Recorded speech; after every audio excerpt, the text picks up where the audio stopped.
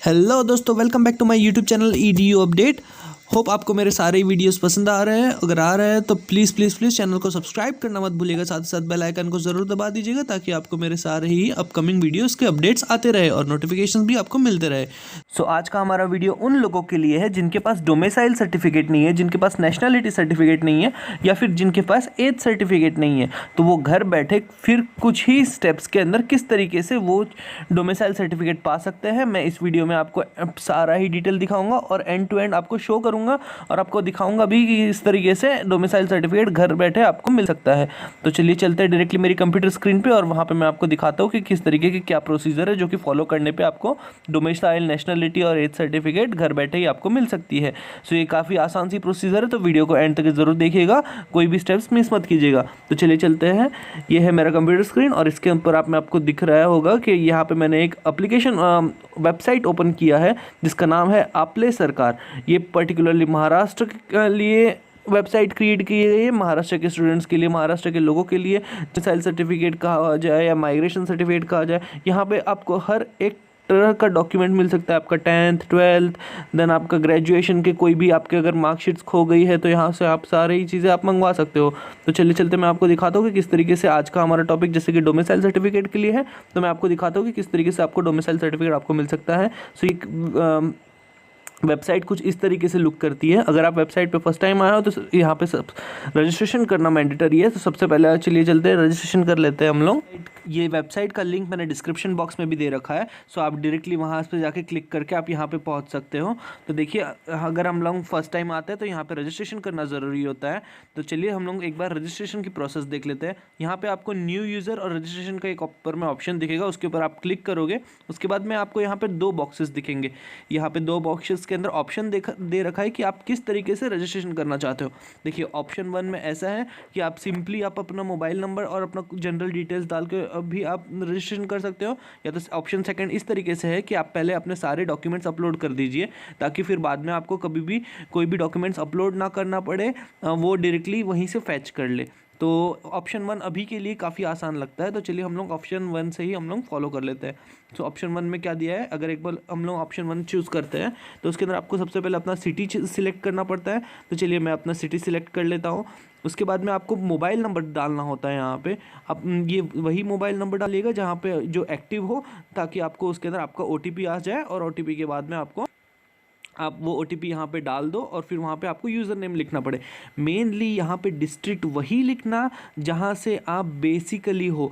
काफ़ी सारे लोग माइग्रेट करके आते हैं, लाइक काफ़ी सारे लोग बाद में सिटी में आ जाते हैं, पुणे मुंबई बड़े बड़े सिटी में पढ़ने के लिए आ जाते हैं या फिर बाद में मूव ऑन कर लेते हैं। सो वो सिटी बिल्कुल भी मत लिखना जहाँ के आपके पास में डॉक्यूमेंट्स ना हो, जहाँ के आपके पास में एड्रेस प्रूफ, आपके पास में एजुकेशन डॉक्यूमेंट्स ना हो। सो बेसिकली जहाँ से आप मैक्सिमम टाइम जहाँ पे आपने स्पेंड किया है वही जगह का आप डिटेल्स वहाँ पे डिस्ट्रिक्ट लिख देना। एक बार वहाँ पे OTP आप डाल दोगे, आप अपना डिटेल्स डाल दोगे तो वहाँ पे सक्सेसफुली आप लॉगिन कर पाओगे।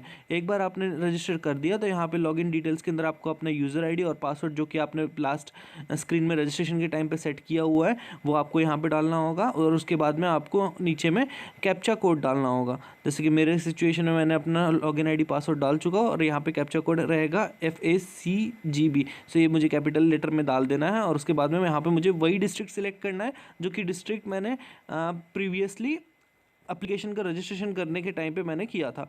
तो वही मैं डिस्ट्रिक्ट सिलेक्ट कर लेता हूँ। उसके बाद में अपने को लॉगिन के ऊपर में क्लिक कर देना है।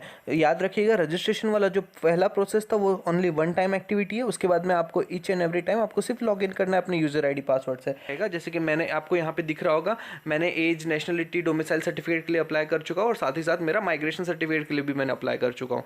सो मेरा अभी ऑलरेडी बना हुआ होगा, बट आपको ये कम्प्लीटली ब्लैंक दिखेगा। तो चलिए चलते मैं आपको बताता हूँ कि किस तरीके से अप्लाई करना है और किस तरीके से आपका बनेगा। तो आपको सिंपली जाना है, जो साइड में आपको ब्लू कलर का जो आपको टेबल टाइप दिखेगा वहाँ पे आपको ढूंढना है रेवेन्यू डिपार्टमेंट। एक बार आपको रेवेन्यू डिपार्टमेंट मिल जाए तो आपको उसके ऊपर एक बार क्लिक करना है। जैसे कि साइड में दिया हुआ है रेवेन्यू डिपार्टमेंट, मैंने उसके ऊपर क्लिक किया। उसके बाद में आपको सब डिपार्टमेंट सेलेक्ट करना है और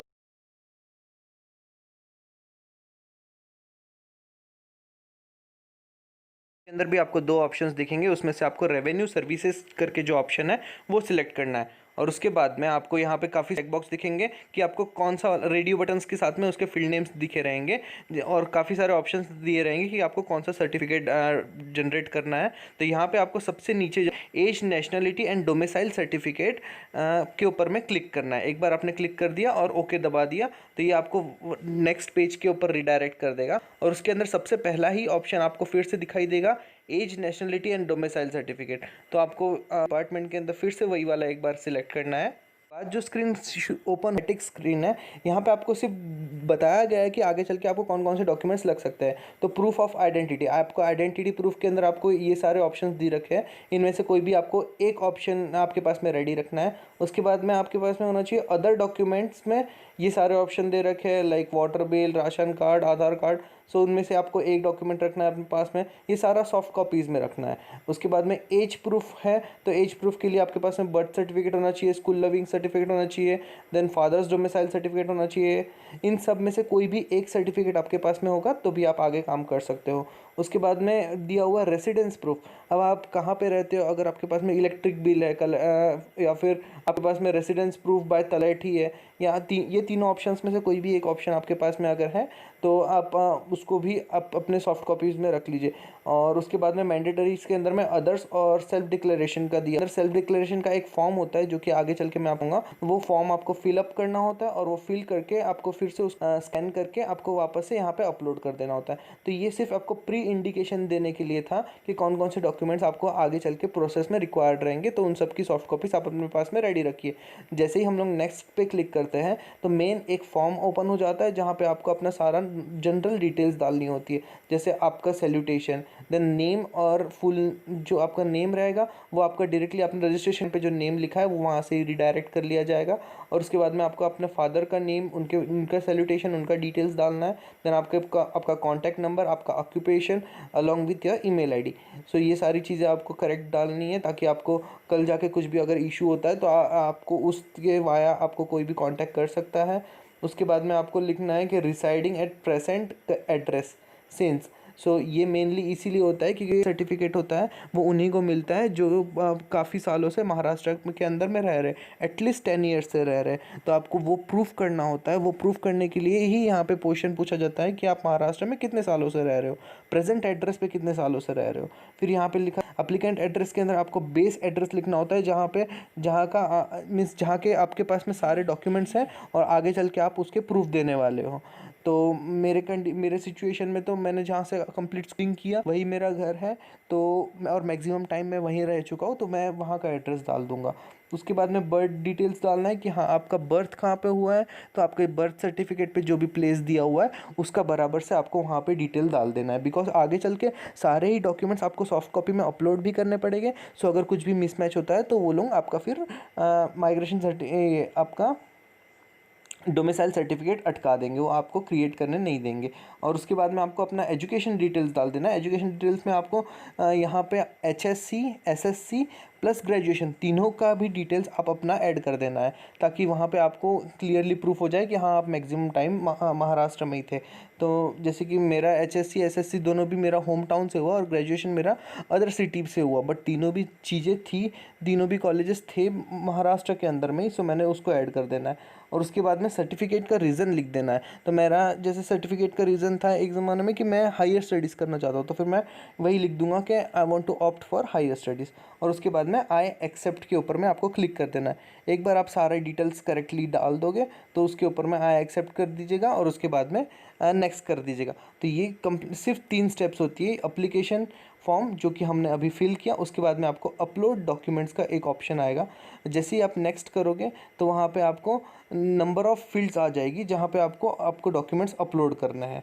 एक बार वहाँ पे आप सारे ही डॉक्यूमेंट्स सही से अपलोड कर दोगे तो उसके बाद में आपको पेमेंट का ऑप्शन आ जाएगा। मैं शो करता हूँ, देखिए मैंने मेरे डॉक्यूमेंट्स सारे ही क्लियरली अपलोड कर चुका हूँ और अब मैं डायरेक्टली पेमेंट के ऊपर जाऊँगा, जहाँ पे हमें इसकी एक नॉमिनल फ़ीस होती है जो कि गवर्नमेंट आपके कोई भी डॉक्यूमेंट्स के लिए एक नॉमिनल फ़ीस होती है। जैसे ये जो हमने सिलेक्ट किया है certificate of age, nationality and domicile, तो इसकी फ़ीस है 33.60 रुपीज़। सो सिर्फ इतनी ही नॉमिनल फ़ीस 33 रुपीज़ की आपको पे करना होता है। वंस आप पे कर देते हो तो उसका कुछ टाइमलाइन होता है 15 डेज़ का, और विद इन 15 डेज़ आपके पास में घर बैठे ही आपका डोमिसाइल सर्टिफिकेट आ जाता है। तो चलिए चलते हैं डायरेक्टली मेरे पेमेंट ऑप्शंस पे। एक बार आप सक्सेसफुली सारे ही डॉक्यूमेंट्स अपलोड कर दोगे PDF फॉर्मेट में और प्रिस्क्राइब्ड साइज़ में, तो आपको नेक्स्ट क्लिक करते ही आपको पेमेंट का ऑप्शन आएगा, जहाँ पे आपको काफ़ी सारे ऑप्शंस मिल जाएंगे। या आपको वैलेट से करना है, नेट बैंकिंग से करना है, क्रेडिट, डेबिट, IMPS, UPI, ये सारे ही ऑप्शंस अवेलेबल हैं। और उसके साथ में उनके एक्स्ट्रा जो चार्जेस, कुछ नए कहीं पे 30 पैसा लगता है, कहीं पे नहीं लगता है, कभी 0 पैसा भी हो जाता है। सो यहाँ पे काफ़ी सारे ऑप्शंस हैं और आप कोई भी एक सिलेक्ट करके आपको 33.60 रुपीज़ पे कर देना होता है। तो मैं मेरा पेमेंट कर देता हूँ और उसके बाद में आपको डायरेक्टली मैं अपनी रिसिप्ट शो कर देता हूँ। एक किस तरीके से आपको एक फ़ाइनल रिसिप्ट जनरेट होकर दिखेगी कि आपका पेमेंट हो चुका है, वो आपको किस तरीके से दिखेगा। जैसे कि मैं मेरा पेमेंट कर चुका हूँ, तो इस तरीके से एक रिसिप्ट जनरेट हो जाती है कि हाँ आपने अपना पेमेंट सक्सेसफुली कर चुके हो, और ट्रांजैक्शन ID भी शो कर देती है। और डायरेक्टली फिर हम लोग रिडायरेक्ट कर सकते हैं अपने डायरेक्टली मेन पेज पे। तो आपको मेन पेज पे कुछ इस तरीके से लुक दिखेगा। एक बार आपका पेमेंट सक्सेसफुली हो गया तो आपको मेन पेज पे इस तरीके से दिखेगा। आपको यहाँ पे करंट स्टेटस में अप्रूव की जगह पे पेंडिंग लिख कर आएगा, और व्यू और डाउनलोड का ऑप्शन आपके पास भी रहेगा। बट आपको जो आखिरी में अपील और डाउनलोड का ऑप्शन है वो आपका शेडेड रहेगा, मीन्स आप वो क्लिकेबल नहीं रहेगा।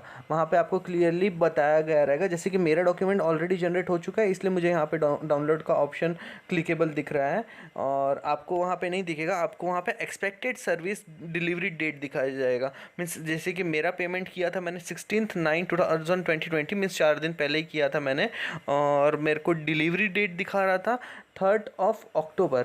सो मुझे 15 डेज़ का 15 डेज़ का इन लोगों का चैनल चलता है, तो 15 डेज़ के अंदर मुझे क्रिएट होके मिल जाएंगे, इस तरीके से बताया गया था। बट मुझे विद इन 3 डेज़ के अंदर ही मिल गया डोमिसाइल सर्टिफिकेट। सो बिकॉज मेरे जो डॉक्यूमेंट्स थे वो सारे करेक्ट थे, और जो मुझे एक्सपेक्टेड डेट दिया था उसके काफ़ी पहले मुझे मिल गया। जैसे यहाँ पे साइड में आपको दिखेगा एक्चुअल सर्विस डिलीवरी डेट, वो है 21/9/2020, जो कि मेरे को जिस दिन मुझे डॉक्यूमेंट मिला उस दिन का ही डेट है। सो इस तरीके से यहाँ पे टेन्योर दिखाया जाता है कि एटमोस्ट आपको 15 डेज़ लगेगा आपके डॉक्यूमेंट जनरेट होने के लिए। But it completely based upon the type of documents, like आपने सारे डॉक्यूमेंट सही डाले हो, और जो डार है वो भी आपका प्रॉम्प्ट रिस्पॉन्डर है, सो वो तुरंत ही आपका अप्रूव कर देगा और आपको डाउनलोड का ऑप्शन आ जाएगा।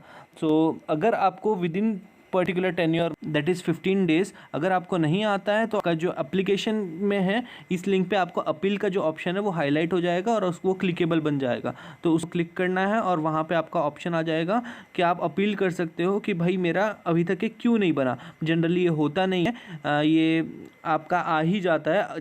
अगर आपने कहीं कुछ मिस्टेक किया रहता है तो फिर आपको अपील तब तक कि आपको 15 डेज़ तक के नहीं आता है।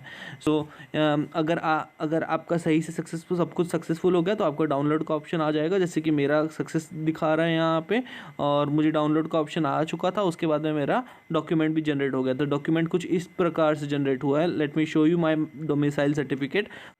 तो कुछ इस प्रकार से आपको आपके तहसीलदार से आपका जो बेस सिटी है वहाँ से आपका डोमिसाइल सर्टिफिकेट जनरेट होके आ जाएगा। सो दोस्तों आज के लिए बस इतना ही। अगर यहाँ पे कोई भी पूरे प्रोसेस में कुछ भी इशू आता है, कहीं पे भी कोई भी डाउट रहता है, तो आप बिंदास कमेंट बॉक्स पे डाल सकते हो। और साथ ही साथ चैनल को सब्सक्राइब करना मत भूलिए और बेल आइकन को ज़रूर दबा दीजिएगा ताकि आपको मेरे सारे ये अपडेट्स आते रहे। और भी मुझे बताइएगा कि आपको कौन कौन से टाइप के वीडियोज़ चाहिए, कौन कौन से कंटेंट पर आपको वीडियोज़ चाहिए, ताकि मैं इस तरीके के सारे वीडियोज़ बना सकूँ और आपके लिए डॉक्यूमेंट्स को भी आसान कर दूँ, डॉक्यूमेंट्स के प्रोसेस को भी। तो चलिए चलते हैं, आज के लिए बस इतना ही। Thank you so much.